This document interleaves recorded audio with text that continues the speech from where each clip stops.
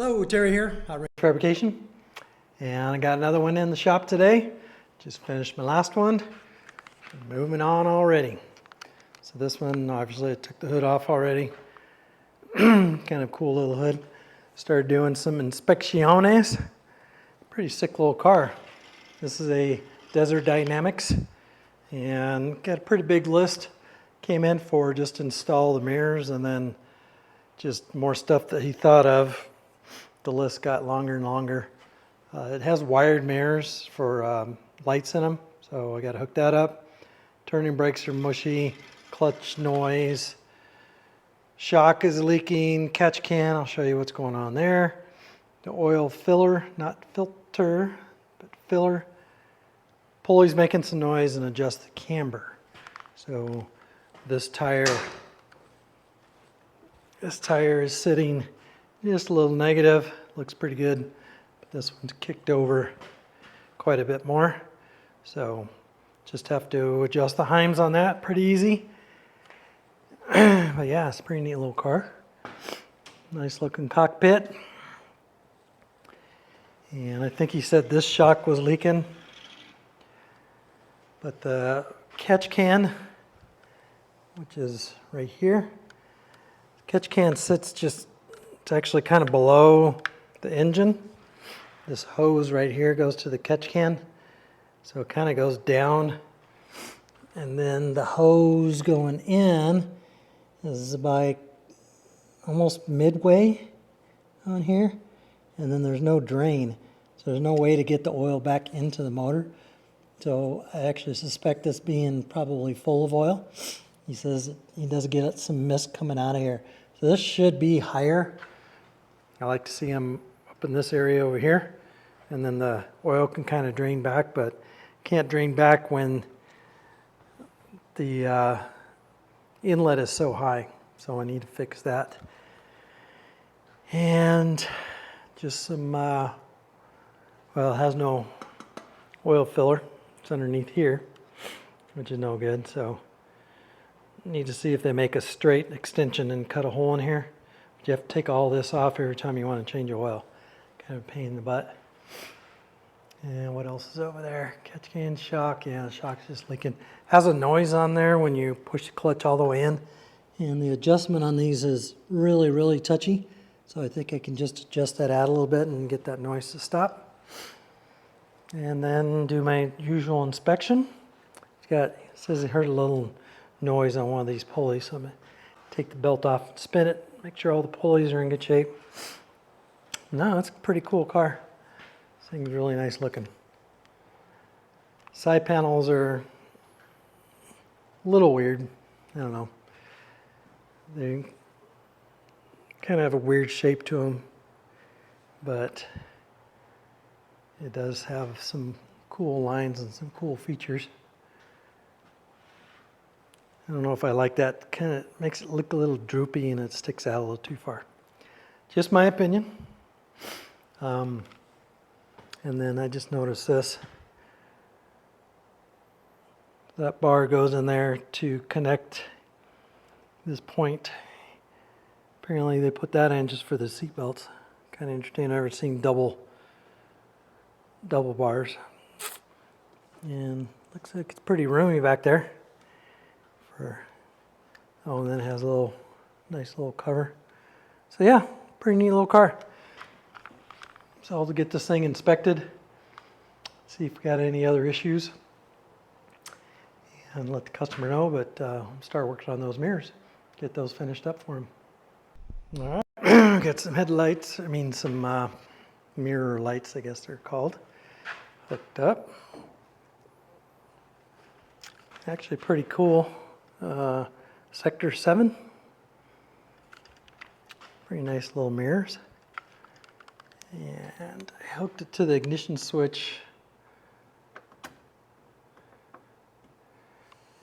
And the ignition switch is not on. Here, let me turn that on. There we go. So I hooked it to the ignition switch, so that has to be on for the lights to be on, just in case. Up. So pretty bright. Does a really cool side pattern.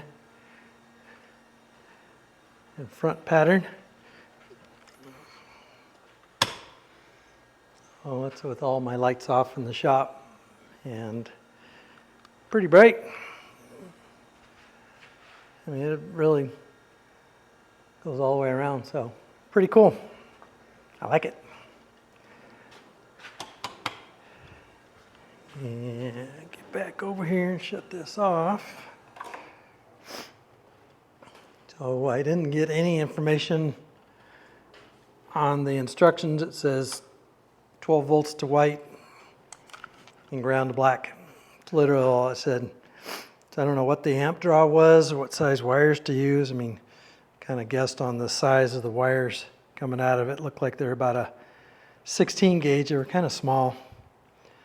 I don't really think that these are going to draw a whole lot of juice anyway, but so I tied both lights together, hooked them up to a relay, so the yellow wire goes to both the whites, and then I grounded both the blacks, and then I already had a switch hooked up to ground, so I ground my relay instead of positive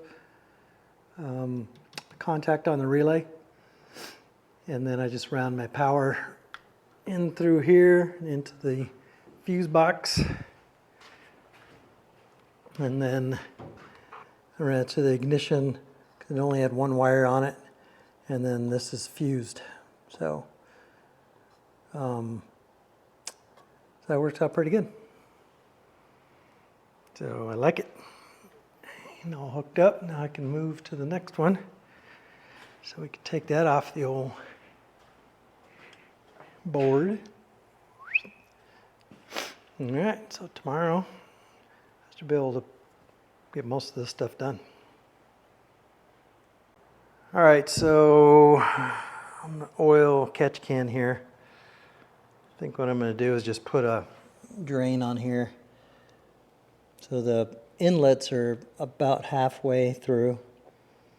So if this thing gets oil in there, it's going to, that whole bottom end of this thing is going to be full.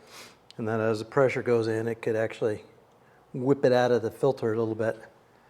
I thought about moving it up here, because it really doesn't do much good without a drain back into the motor. So it's a lot of work to actually move all those hoses and stuff. So I think I'm just going to put a drain on there, and he could drain it every now and then. That should help out. That would be pretty simple. You wanted me to address this. Got the filler under here with no provision. So you have to take this off every time. Except I don't have an extension for it. Amazon has those, and it's going to take about a week to get. So they make a little extension that goes on there, and then that'll pop up. But I don't have one, so you can either bring it back or you can have the guy that actually made those. You can have that guy made the put the holes in there. So yeah. So I'm gonna just put a little drain on here real quick. See how that turns out.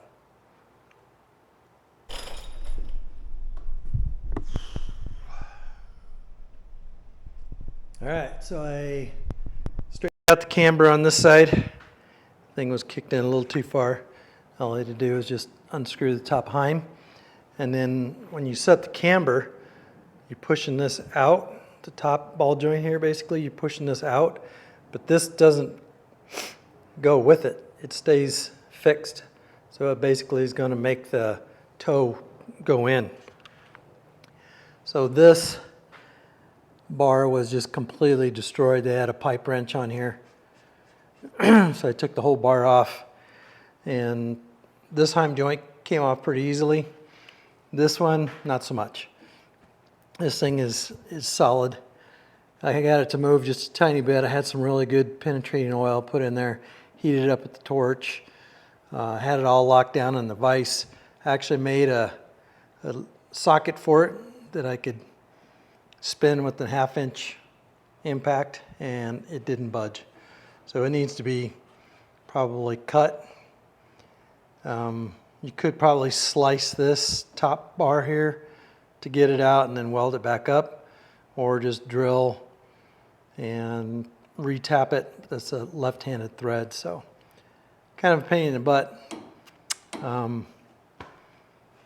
But I was able to get the toe set. I just adjusted this one out, so the toe is absolutely perfect. If you guys don't know how to do that, it's super easy. You just take your favorite tape measure, so my Milwaukee, and pick something that is the exact same on the front and the back. So basically you just measure your toe. So I'm at 84 5/8, and you have to do this when it's on the ground, not on the lift. And then you do the same thing in the back. Stick that across there, measure the toe, and then you subtract the 2, and that's going to give you your total toe. So cars, it's always been 1/8 of an inch toed in. I set these at about the same. A little bit of toe in just gives you a little bit of stability. Let me put that back. And I did the, well, I'll show you one on the ground. I did the camber with just a framing square.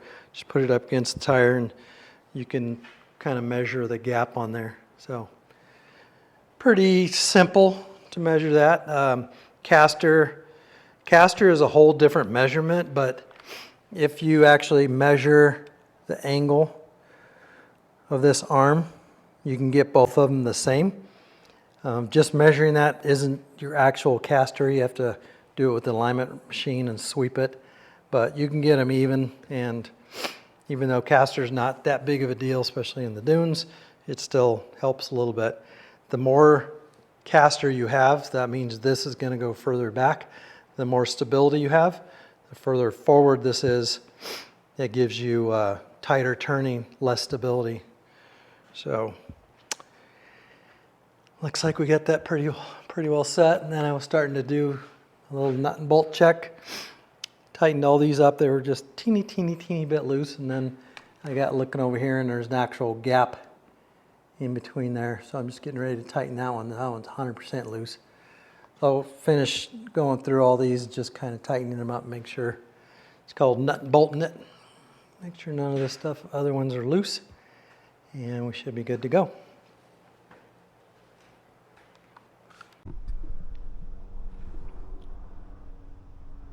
Well, I'm pretty much done with this. This one was actually pretty simple. This was a little bit of a pain in the butt because that one was frozen. But that is all adjusted. Camber is real good now. And put the mirrors on. That was the biggest thing that he wanted done. These are really nice billet with LEDs in them. Just put them on one of the switches that he already had. Took the center console out and readjusted his turning brakes. Seemed to be a little bit better. And kind of put a valve on here so you could dump this a lot easier. It had some oil in there when I dumped it out. So that should help. I like to have them higher and then have that just drain back into the engine. But that would have been a huge pain to take all this apart and do that. So I think this is going to help out. Just getting the oil out of there will help quite a bit. I did not put a filler in here because I had to order one and it wouldn't be till next week. Plus he said the guy that built this would probably do that. The guy did a super nice job on these valve covers. They're actually the cover to the valve covers. They look really nice. I didn't see any leaks on the shock. He said he had a little drippage. I think it was actually on this one. He had it up on his friend's hoist. He said it leaked a little bit, but I had it up on my hoist and not a single drop whatsoever coming out here. So I'm not really going to rebuild those for 1 or 2 little drips.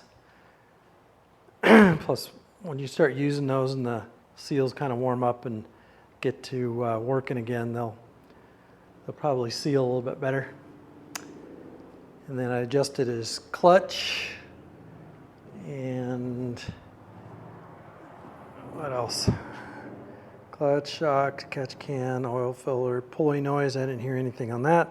And then adjusted the camber. So pretty much got done everything that he wanted. He said he heard a little noise, but this thing's so loud that I couldn't really hear. But I did take the belt off and spun these 2 pulleys. The rest of them are all bearings, so everything seemed to spin real smooth. So it'd be all right. It's not a problem until it's a problem, right? So yeah, I think we're all finished up. So I got another car coming in, and actually it's a customer that I had before, and I got to do a few more things, put an air cleaner on that one. So that one will be my next video. So once again, thanks for joining. This one's pretty short and sweet, but we busted them all out.